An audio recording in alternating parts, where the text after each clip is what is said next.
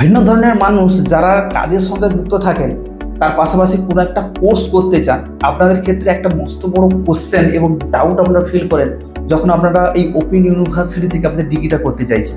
সেই open university থেকে degree করার সময় আপনাদের দুটো কনসেপ্ট লাগে। একটা হচ্ছে আমি নেতাজি ওপেন থেকে করব কিংবা ইগনো ইউনিভার্সিটিতে করব, কোন ডিগ্রিটা হচ্ছে বেস্ট যে কোনো কম্পিটিটিভ এক্সামের ক্ষেত্রে কিংবা যে কোনো কর্পোরেট সেক্টরে কিংবা প্রাইভেট সেক্টরে কোন ডিগ্রিটা বেশি প্রাধান্য দেয়। এই দুটো পোর্শন প্রত্যেকের কাছে কিন্তু একটা মস্ত বড় কোশ্চেন থাকে যখন তারা নতুনভাবে যারা প্রাইভেট কিন্তু ওপেন ইউনিভার্সিটি থেকে তাই গ্র্যাজুয়েশন কিংবা মাস্টারি করতে চাইছে। আজকের ভিডিওতে আমরা পরিষ্কারভাবে আপনাকে বোঝানোর চেষ্টা করব IGNOU versus Netaji Subhash open university, যেটা আমি বলবো NSOU, এই দুটোর মধ্যে কোনটি বেস্ট কিংবা কোন ধরনের ডিগ্রি করলে আপনি বেশি প্রেফারেন্স পাবেন আপনাদের আপকামিং যে সমস্ত কম্পিটিটিভ এক্সামগুলো রয়েছে কিংবা ইন্টারভিউ যে সমস্ত প্রাইভেট কিংবা কর্পোরেট সেক্টর রয়েছে সেই জায়গাগুলোতে। প্রথমে হচ্ছে যে আপনাদের ইগনু, যেটা হচ্ছে Indira Gandhi national open university, তার পাশাপাশি হচ্ছে যে নেতাজি সুভাষ ওপেন ইউনিভার্সিটি, যেটাকে বলবো NSOU। এটা কিন্তু একটা সেন্ট্রাল লেভেলের ইউনিভার্সিটি, যেটাকে বলবো ইগনু, এটা কিন্তু সেন্ট্রাল লেভেলের, অর্থাৎ সেন্ট্রাল গভর্নমেন্ট এটাই কিন্তু পরিষ্কারভাবে পরিচালনা করে। এবং তার পাশাপাশি হচ্ছে NSOU, যেটা নেতাজি সুভাষ মুক্ত বিদ্যালয়, এটা কিন্তু আমাদের স্টেট গভর্নমেন্ট অর্থাৎ ওয়েস্ট বেঙ্গলের যে গভর্নমেন্ট আছে, গভর্নমেন্টের দ্বারা কিন্তু এটা নিয়ন্ত্রণ করা হয়। তারপরে হচ্ছে ল্যাঙ্গুয়েজ। দেখুন, যখন আপনি নেতাজি সুভাষ মুক্ত বিদ্যালয়ে পরীক্ষা দেবেন সেক্ষেত্রে ল্যাঙ্গুয়েজ একটা কিন্তু মস্ত ফ্যাক্টর হিসেবে কাজ করে। যারা আমাদের স্টেট লেভেলে পরীক্ষা দিতে চাইছেন তাদের ক্ষেত্রে আমাদের ইংলিশ এবং বাংলা দুটো ল্যাঙ্গুয়েজ আপনি পরীক্ষা দিতে পারবেন।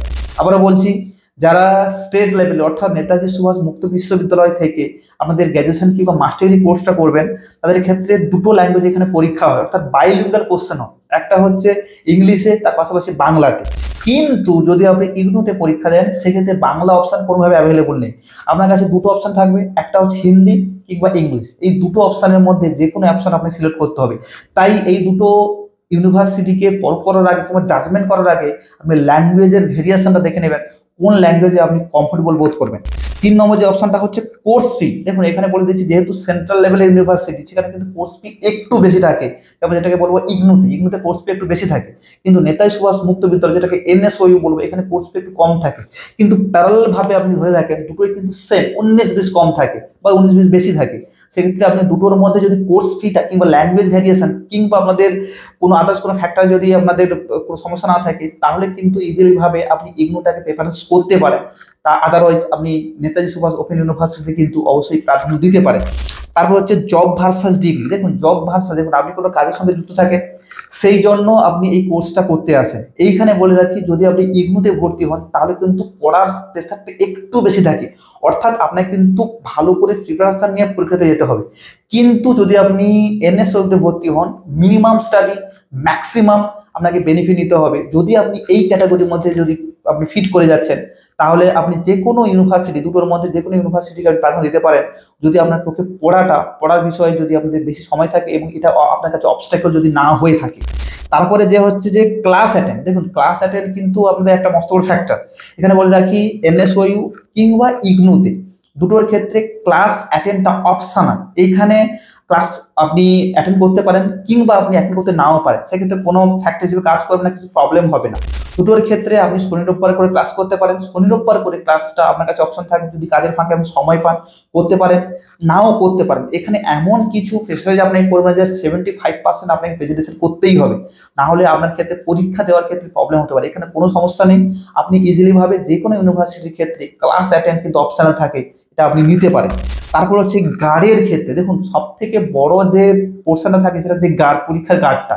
এখানে বলে রাখি নেতাজি সুভাষ মুক্ত বিশ্ববিদ্যালয়, এখানে গার্ডটা কিছুটা হলেও ইজি টু মডারেট ফেজে থাকে। আমাদের নেতাজি সুভাষ মুক্ত বিশ্ববিদ্যালয় দেয়, সেক্ষেত্রে আপনাকে মনে রাখতে হবে শুধুমাত্র না পড়ে আপনি কিন্তু ওখানে যেতে পারবেন না। কিন্তু ইগনুতে আপনাকে কিন্তু টাফ গার্ড দেয়। এই জন্য বলে দিচ্ছি, যখন আপনি নিজে থেকে প্রিপারেশন নিয়ে যাবেন সেক্ষেত্রে গাড়ির কোনো ফ্যাক্টর হিসেবে কাজ করবে না। আপনি ইজিলি ভাবে এখানে দুটোর ক্ষেত্রে আপনি ট্যাকল করতে পারবেন যদি আপনার প্রিপারেশন থাকে। যদি প্রিপারেশন না থাকে, উইদাউট প্রিপারেশন যেতে চাইছেন কিংবা মিনিমাম প্রিপারেশন করে যেতে চাইছেন, তাহলে আপনার পক্ষে NSOU কিন্তু মস্ত বড় ফ্যাক্টর হিসেবে কাজ করতে পারে। আদারওয়াইজ যদি আপনি পড়াকু ছেলে হয়ে থাকেন বা মেয়ে হয়ে থাকেন তাহলে আপনার ক্ষেত্রে ইগনুটা সব থেকে প্রেফারেন্স জায়গায় রাখবেন, কারণ ইগনুর ডিগ্রিটা কিন্তু অনেক ক্ষেত্রে অনেক অ্যাডভান্টেজ স্টেজে থাকে। তার পাশাপাশি ডিগ্রি ভ্যালু, দেখুন ডিগ্রি ভ্যালুটা হচ্ছে সব থেকে বড় ফ্যাক্টর। আপনি ডিগ্রি করবেন, ইন ফিউচারে কোনো একটা কর্মক্ষেত্রে যদি লাগাতে না পারেন, এই ডিগ্রিটা আপনার কিন্তু ইনভ্যালিড হয়ে যাবে।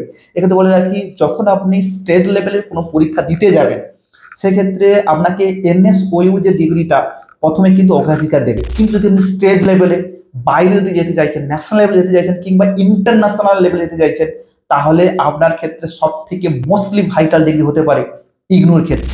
এই জন্য ডিগ্রির ভ্যালুটা নির্ভর করে আপনার সারাউন্ডিং এর উপর, আপনার এরিয়ার উপরে, কোন এরিয়ার মধ্যে যেতে চাইছেন। যদি আপনি কি গভর্নমেন্ট, আমাদের ওয়েস্ট বেঙ্গল যে গভর্নমেন্টের যে সমস্ত কম্পিটিটিভ এক্সাম হয় তার মধ্যে দিতে চাইছেন, কিংবা আমাদের ইন্ডিয়া যে সমস্ত কম্পিটিটিভ এক্সাম হয় সেখানে দিতে চাইছেন, দুটোর মধ্যে আপনি ক্যালকুলেশন করে নেবেন।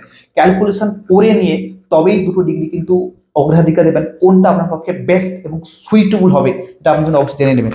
তারপরে যে পোর্শনটা হচ্ছে স্টাডি ম্যাটেরিয়াল। দেখুন স্টাডি ম্যাটেরিয়ালস কথা বলে রাখছি, স্টাডি ম্যাটেরিয়াল দুটোর ক্ষেত্রে কোনো সেম থাকে, অর্থাৎ আপনি এখানে ইংলিশে স্টাডি ম্যাটেরিয়ালস পাবেন, আপনি নেতাজি সুভাষ মুক্ত বিশ্ববিদ্যালয় কিন্তু আপনি বাংলাতে পাবেন। কিছু কিছু পেপার রয়েছে যেখানে কিন্তু ইংলিশে দেয়, কিন্তু ইগনুতে আপনি পুরোপুরিভাবে স্টাডি ম্যাটেরিয়াল ইংলিশে পাবেন।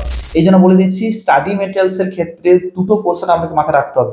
আপনি যখন ইগনুতে ভর্তি হবেন, স্টাডি ম্যাটেরিয়ালসগুলো কিন্তু আপনার বাড়িতে হোম ডেলিভারি করে দেবে। কিন্তু যদি আপনি নেতাজি সুভাষ মুক্ত বিশ্ববিদ্যালয়ে যদি ভর্তি হন, তাহলে আপনাকে স্টাডি ম্যাটেরিয়ালসগুলো আপনি স্টাডি সেন্টার থেকে নিয়ে আসবেন। দুটোর পার্থক্য আলাদা, এবং ল্যাঙ্গুয়েজ ভেরিয়েশন কিন্তু অবশ্যই থাকবে। আপনার নেতাজি সুভাষ মুক্ত বিশ্ববিদ্যালয়ে যে স্টাডি ম্যাটেরিয়ালগুলো থাকবে সেটা কিন্তু ইংলিশ এবং বাংলা দুটো কম্বাইনেশন থাকবে, অর্থাৎ কিছু কিছু পেপার আপনাকে ইংলিশে দেবে, কিছু কিছু পেপার আপনাকে বাংলাতে দেবে। কিন্তু এই জায়গার ক্ষেত্রে, ইগনুর ক্ষেত্রে আপনার সবসময় স্টাডি ম্যাটেরিয়ালস ইংলিশে হয়। এই দুটো জিনিস আপনাকে জেনে নিতে হবে। তারপরে হচ্ছে খাতা চেক। আপনি যখন কোনো একটা পরীক্ষা দেবেন, খাতা চেকিং এর ব্যাপার থাকে। আপনার যে এক্সাম পেপার যে চেকিং ব্যাপারটা, সেটা কিন্তু মস্ত বড় ফ্যাক্টর হিসেবে কাজ করে। এখানে বলে রাখি, আমার যেটা পার্সোনাল এক্সপিরিয়েন্স বলছি, ইগনুতে খাতা চেকিং এর ব্যাপারটা কিছু স্ট্রিক্টলি ভাবে মেনটেন করে। কিন্তু নেতাজি সুভাষ মুক্ত বিশ্ববিদ্যালয়, যেটাকে এনএসওইউ বলবো, সেখানে কিন্তু খাতা চেকিং এর ব্যাপার কিছুটা হলেও ইজি টু মডারেট ফেজে থাকে। এখানে বলে রাখি, আপনি বলবেন যে মডারেট ফেজটা কি, এখানে বলে রাখি, যদি আপনি কোশ্চেন রিলেটেড অ্যান্সার লিখেন, সাপোজ আপনাকে একটা যদি একটা এক্সাম্পল দিই, ধরুন আমরা বাংলার ক্ষেত্রে বা ইংলিশের ক্ষেত্রে যখন কোনো একটা কোশ্চেন পড়েছে, আমরা বাংলা ক্ষেত্রে বলি যে আপনাদের সাহিত্য, বাংলা সাহিত্যের ইতিহাসে আমাদের চণ্ডীদাসের অবদান লিখো। যদি চণ্ডীদাস সম্পর্কে যদি আপনাদের মিনিমাম নলেজ থাকে বা কিছু জিনিস জানা থাকে, তাহলে কিন্তু ইজিলি ভাবে ওখানে নামাতে পারবেন, নম্বর পেয়ে যাবেন।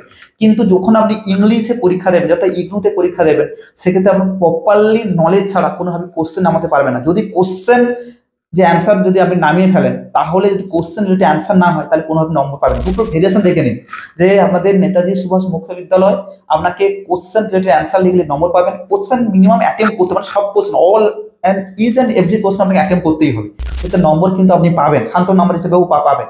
কিন্তু ইগনুর ক্ষেত্রে এটা বলে রাখি, সেই হিসেবে কোশ্চেন রিলেটেড যদি অ্যান্সার না লিখেন, বা কোশ্চেনে কি ধরনের অ্যান্সার চাইছে সেই অ্যান্সারের রিকোয়ারমেন্ট অনুসারে যদি আপনি না লেখেন, তাহলে কিন্তু কোনো নম্বর পাবেন না। এই জন্য বলে দিচ্ছি যে দুটোর ক্ষেত্রে আপনি ভালো করে ভেরিয়েশনগুলো, যে পয়েন্টগুলো বলছি আমি, সেই পয়েন্টগুলো কিন্তু আপনি ভালো করে দেখে নেবেন।